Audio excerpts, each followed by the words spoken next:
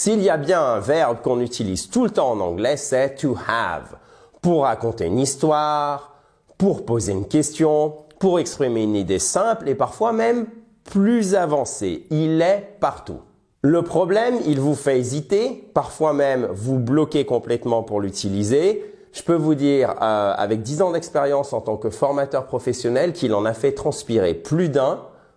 Donc, c'est vraiment le grand classique des erreurs des francophones qui veulent parler anglais correctement. La bonne nouvelle, c'est qu'une fois que vous le maîtrisez, vous gagnez en fluidité, vous parlez avec plus de clarté et surtout, vous gagnez en confiance à l'oral, ce qui est énorme.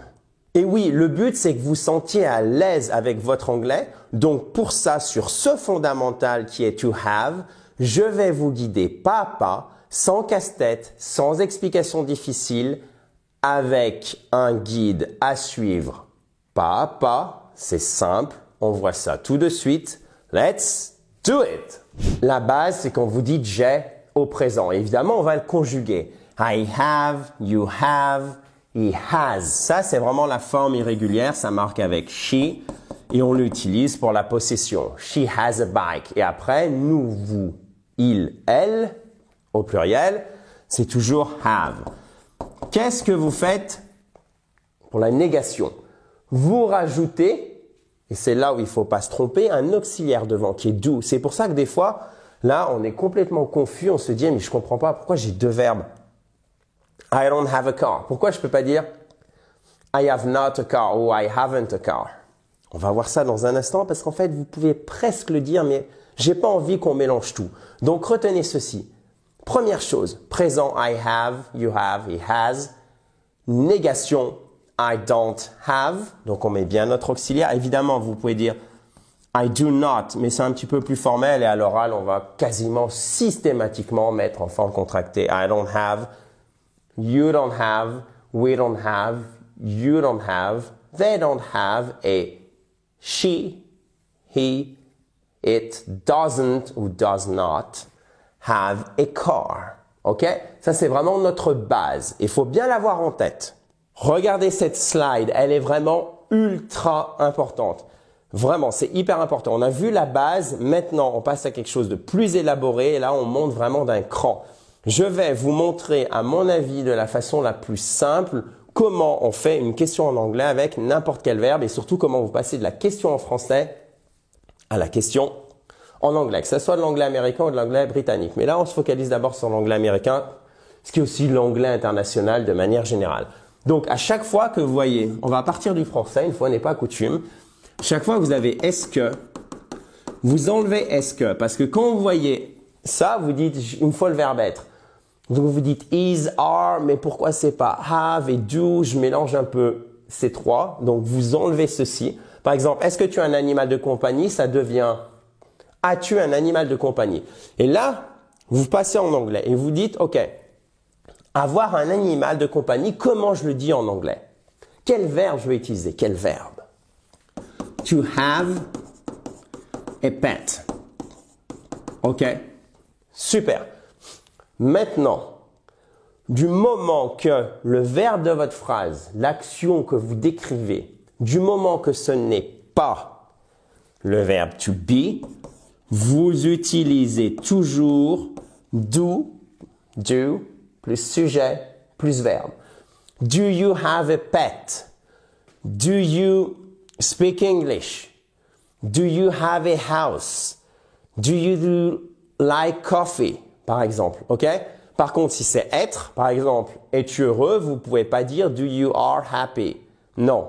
Quand c'est être, to be happy, on vire do et ça nous donne are you happy? Une fois que vous avez compris ça, vous êtes des champions des questions déjà au moins au présent. OK? Puisqu'au passé, évidemment, ça sera did. Et ça se conjugue. Do you have a pet? Does she have, a cat? OK? Ça, c'est l'anglais britannique. L'anglais américain. Maintenant, pour l'anglais britannique, qu'est-ce que vous faites? Vous rajoutez souvent got. I have a sister. I have got a sister. OK? I have got a sister. Et au lieu de dire do you have a pen? Là, je vous ai dit qu'on utilisait do, sauf quand c'est le verbe to be. En anglais britannique, c'est pour ça que moi je préfère la forme américaine, c'est plus simple. quand vous avez dans la phrase le verbe d'action, c'est to be ou to have, vous n'utilisez pas do. Qu'est-ce que vous faites?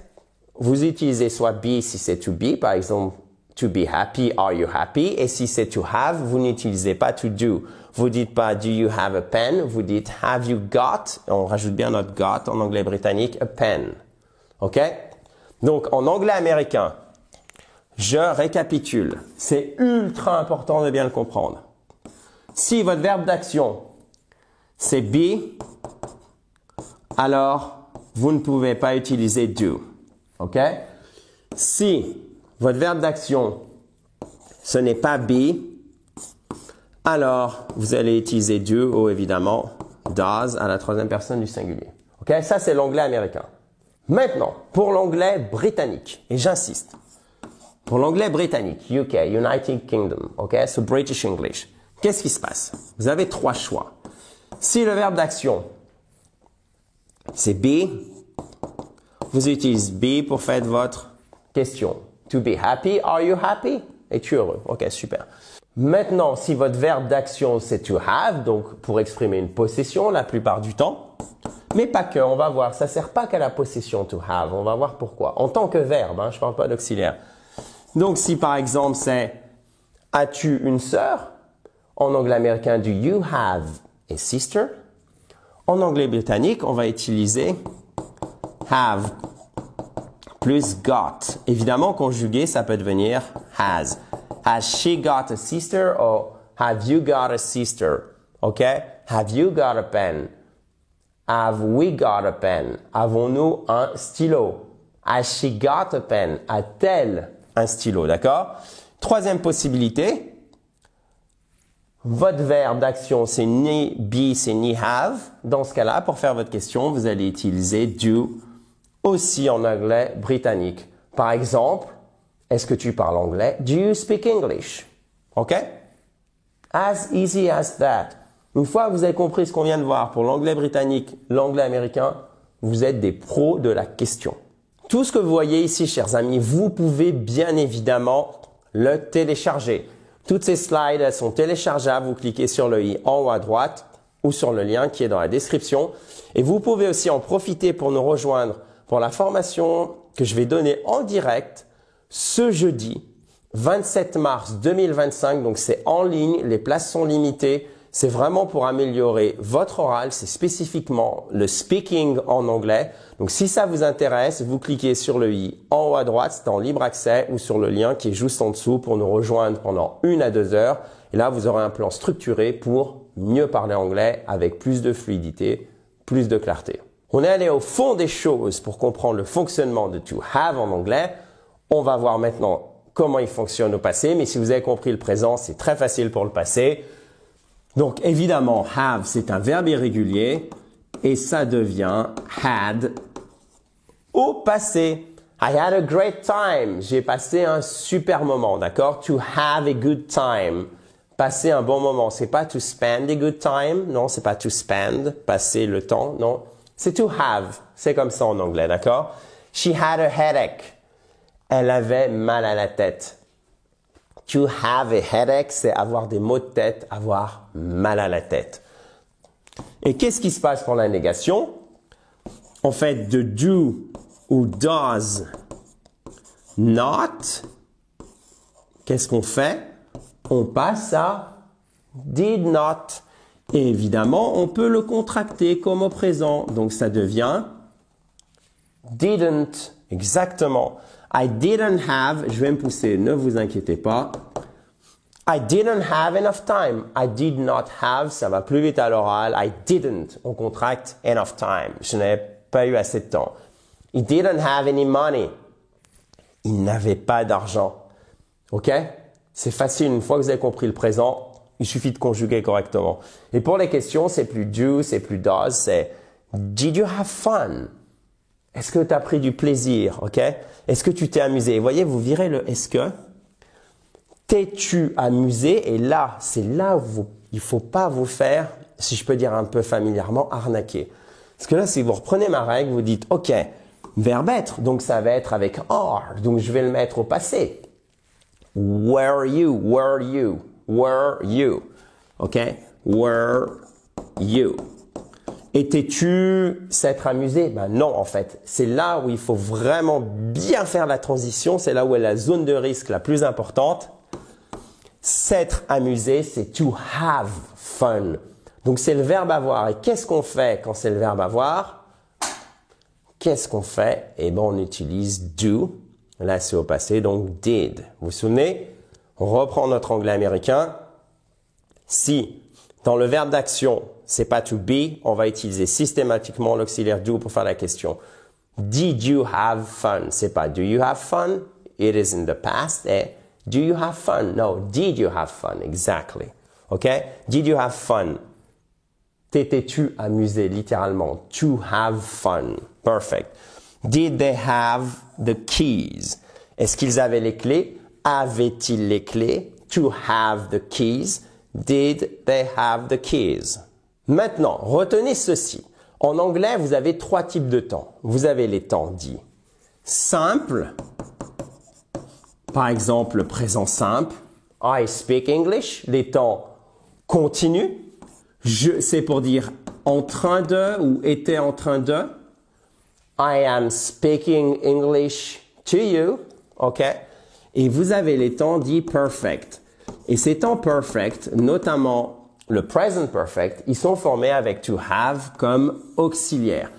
À quoi sert-il? Notez-le bien, je ne l'ai pas mis sur les slides ici. C'est pour faire le bilan au moment présent, là maintenant, d'une expérience passée, parler d'une action dans le passé qui a une conséquence dans le présent, d'accord? Quelque chose ne s'est pas passé ou s'est passé dans le présent parce que telle action s'est déroulée dans le passé. Donc, il fait le pont entre le passé et le présent. Mais il sert aussi à parler d'une action qui a commencé dans le passé et qui continue dans le présent. Je ne vais pas vous refaire le cours sur le present perfect, mais je vous redonne simplement ici les grandes lignes. Par exemple, I have visited j'en perds mon anglais, London. Je suis allé à Londres, littéralement. J'ai visité Londres dans ma vie, je suis allé à Londres. I have visited London, ok? I've been to London. Qu'est-ce qui se passe? On fait, là maintenant, quand je vous dis ça, I have been to London, I have visited London, je fais le bilan, là maintenant au présent, d'une expérience passée. Et ça, c'est typiquement le present perfect. Et pour le former, et c'est là où ça nous intéresse, il nous faut have. Donc, I have. Et maintenant qu'on a la conjugaison, c'est facile. She has lost her phone. Elle a perdu son téléphone et elle ne l'a toujours pas retrouvé. Pourquoi? Parce qu'on utilise le present perfect. Si j'avais dit she lost her phone, ça serait simplement dans le passé. Donc, ça sous-entend qu'elle l'a retrouvé ou qu'elle s'en fiche, d'accord? Donc ça n'a rien à voir avec le présent. Par contre, si je vous dis I have lost my keys, qu'est-ce que ça veut dire en anglais? Que je les ai toujours pas retrouvés. Vous voyez, l'anglais est ultra précis à ce niveau-là. Et cet auxiliaire to have, il se contracte et il n'est pas à confondre, attention, avec le verbe être. He's never been to New York, c'est pas he is never been, non, c'est he has. Attention, le apostrophe S, here. It means has. He has never been to New York. He's never been to New York, okay? I've just eaten. I have just eaten. I've just eaten. Vous voyez, ça va plus vite. C'est vraiment les formes contractées de l'oral. Bon, là, c'est facile. On va aller vite. Comment vous le faites en forme négative? Comment vous posez la question? I haven't finished. Je n'ai pas fini. Donc, en fait, c'est simplement soit have, soit has plus not, et vous pouvez bien évidemment le contracter, ça devient haven't, I haven't finished, or hasn't, she hasn't seen it. Vous voyez, elle ne l'a pas vu. On fait le bilan au présent de quelque chose qui s'est passé ou qui ne s'est pas passé d'ailleurs, ça marche de la même façon dans le passé. Donc si je vous dis là maintenant, elle l'a pas vu dans le passé, bilan de ce qui s'est fait ou de ce qui ne s'est pas fait. C'est pour ça qu'on a bien notre not. C'est donc pour ça qu'on utilise le present perfect. I haven't finished. J'ai commencé dans le passé. Et là, maintenant, vous voyez, qu'est-ce qui s'est passé? C'est toujours pas fini. Donc, on est vraiment action commencée dans le présent, dans le passé et qui continue dans le présent. à tel point qu'elle n'est même pas encore terminée, ok? Donc, I haven't, she hasn't. Et là, regardez, je pense que maintenant vous avez bien compris comment on forme nos questions, comment on forme le present perfect, pourquoi on l'utilise. Si vous partez du français, es-tu déjà, is you, et là vous plantez complètement si vous utilisez to be. Vous ne pouvez pas, pourquoi? Parce que es-tu déjà allé en Italie, expérience dans le passé, on en fait le bilan, tire le bilan dans le présent, c'est donc present perfect. Vous pourriez apprendre ces deux phrases par cœur et ça vous donnera un modèle mental au lieu de partir dans des conjectures théoriques. Parce que moi, je vous explique, en tout cas, j'essaye de le faire en profondeur, mais aussi simplement. Mais à mon avis, pour appliquer, c'est beaucoup plus simple de retenir, par exemple, ces deux phrases qui sont parfaites. Pourquoi parfaites? Parce qu'elles reviennent très souvent et c'est des phrases, j'ai même envie de dire, surutilisées en anglais. Have you ever been to Italy? Es-tu déjà allé en Italie? Est-ce que tu es déjà allé en Italie?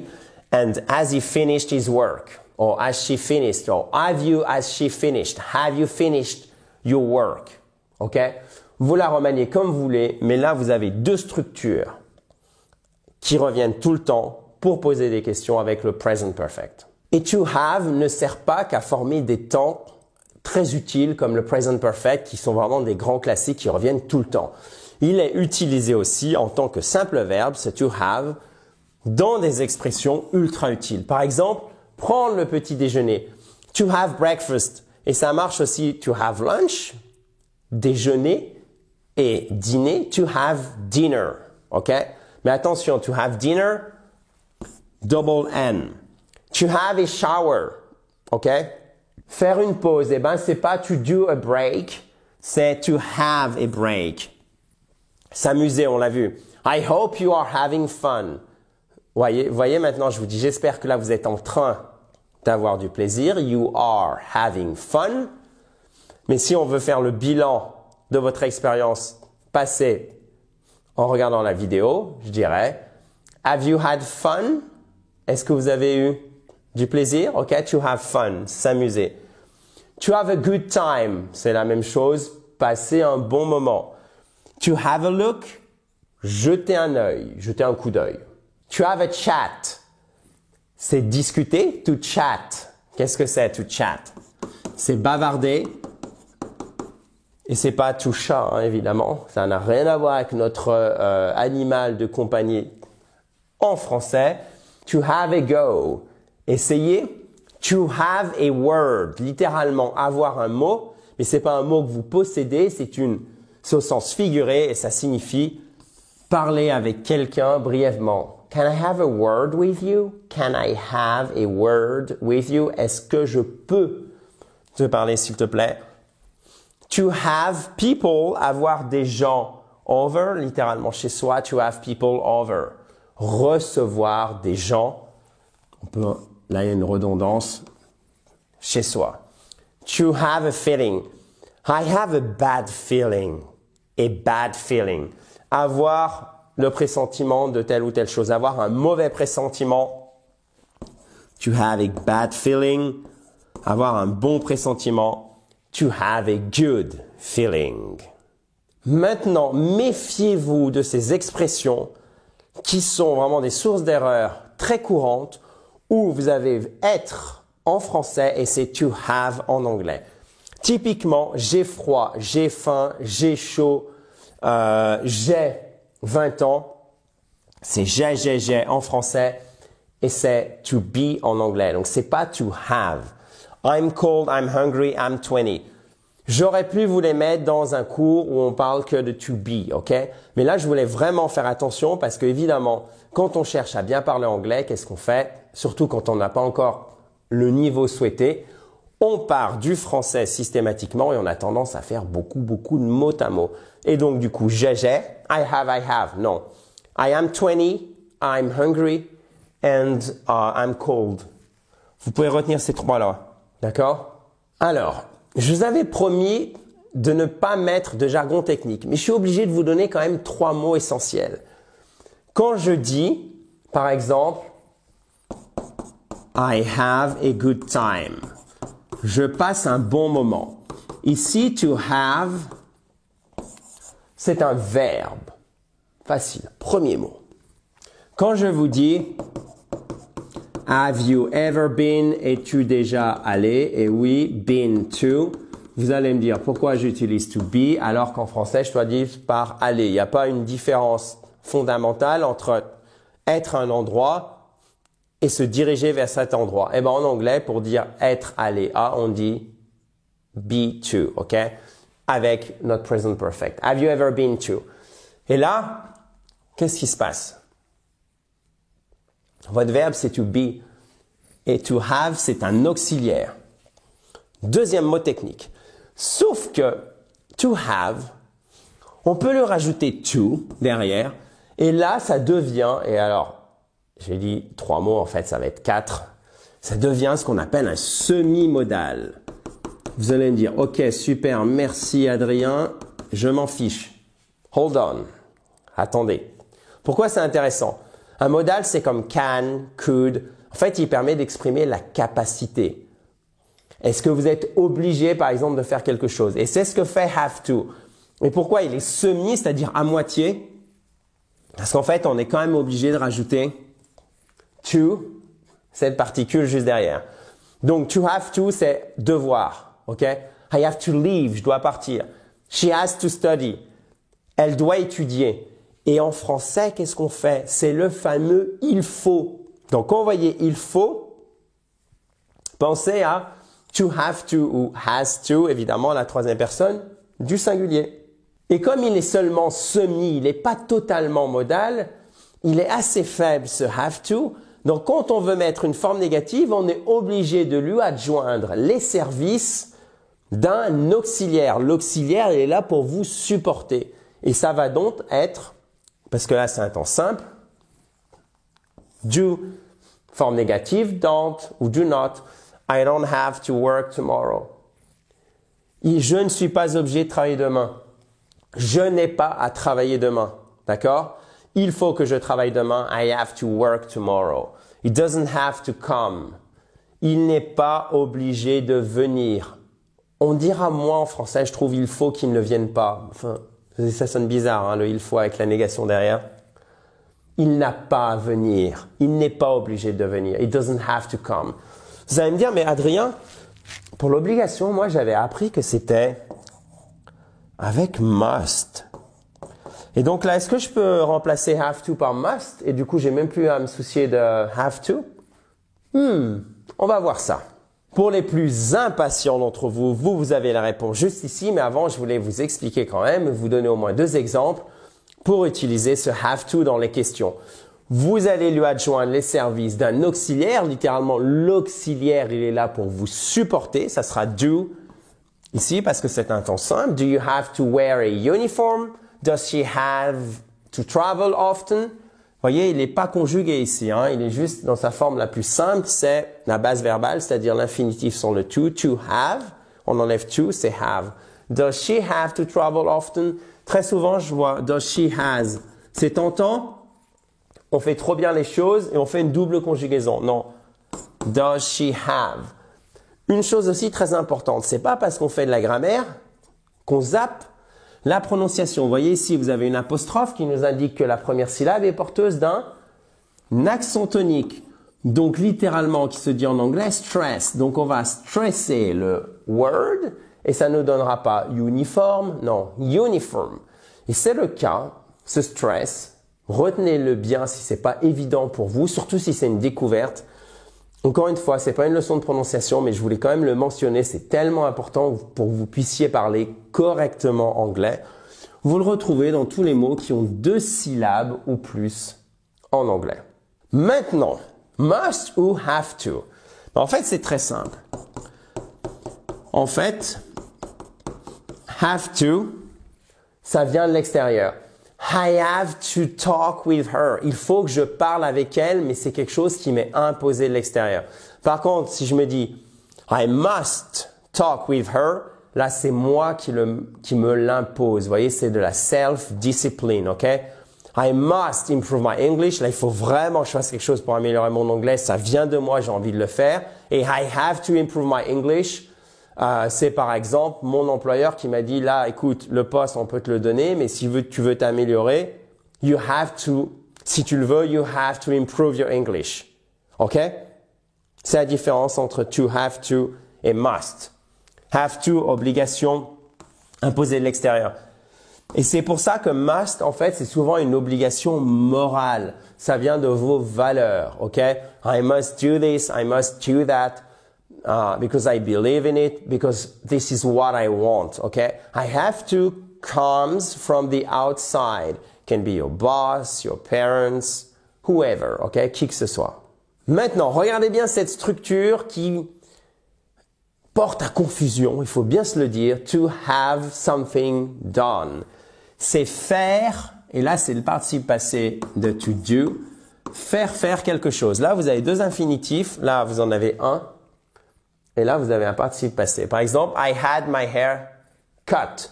C'est pas I had my hair done, parce que to do my hair, à la limite ça se comprend. Mais ici c'est vraiment couper, ok? To cut my hair, j'ai fait couper, pas j'ai fait faire, c'est pas j'ai fait faire mes cheveux, non, c'est j'ai fait couper mes cheveux. I had my hair cut. Vous allez me dire, Adrien, je me suis fait couper mes cheveux, là, maintenant ils sont plus courts. Je tire le bilan au présent d'une expérience passée. Pourquoi tu n'as pas utilisé le present perfect? Parce que là, c'était un contexte, je vous le donne maintenant, où on parlait juste d'une action dans le passé qui a eu lieu, par exemple, il y a 2 ans. Ok? Maintenant, si je l'ai fait il y a quelque temps et je vous le montre, je vous en parle, là, je dirais I've had my hair cut. Ok?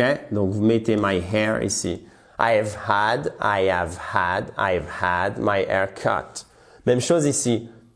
She has had her car repaired.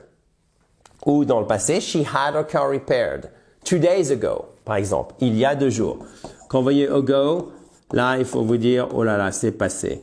Et voyez en fait à quel point tout est lié en anglais. Si vous maîtrisez mal les temps, vous n'allez pas comprendre comment fonctionne to have. Mais si vous comprenez pas comment fonctionne to have, vous êtes vraiment embêté pour utiliser les temps. Et du coup, même si vous avez plein de vocabulaire, une phrase, c'est pas une collection de mots qu'on met à la suite les uns des autres. Non, il y a une structure et cette structure, ça s'appelle la grammaire. C'est pour ça, on fait toujours au moins un peu des deux, avec évidemment de la prononciation et plein d'autres choses sur cette Fabulous YouTube channel, à laquelle d'ailleurs vous pouvez vous abonner en cliquant sur le sur le bouton rouge en bas à droite.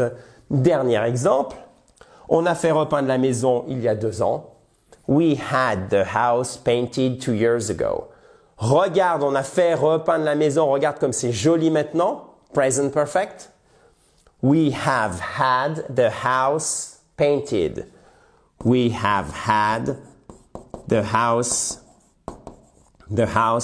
painted. Wow, c'était vraiment du costaud. Cette leçon, c'est clair et net. Si vous vous sentez un peu perdu parce que là, vous reprenez l'anglais ou ça fait déjà un petit moment que vous avez recommencé mais vous n'êtes pas sûr de votre niveau, la première chose à faire, c'est de passer ensemble 10 à 15 minutes dans cette vidéo, aussi en libre accès, où on va déterminer précisément votre niveau, ok? J'insiste, si vous reprenez l'anglais ou si ça fait peu de temps que vous avez recommencé et vous n'êtes pas sûr de là où vous en êtes, faites ce test d'anglais. Il est en accès libre, il est pour vous. Pour moi, ça change rien. Je l'ai fait pour vous. Donc, utilisez-le si vous le souhaitez, bien évidemment, chers amis. Je vous dis donc à très vite. Vous savez comment? In a joyful atmosphere, dans la joie et la bonne humeur. Bye bye!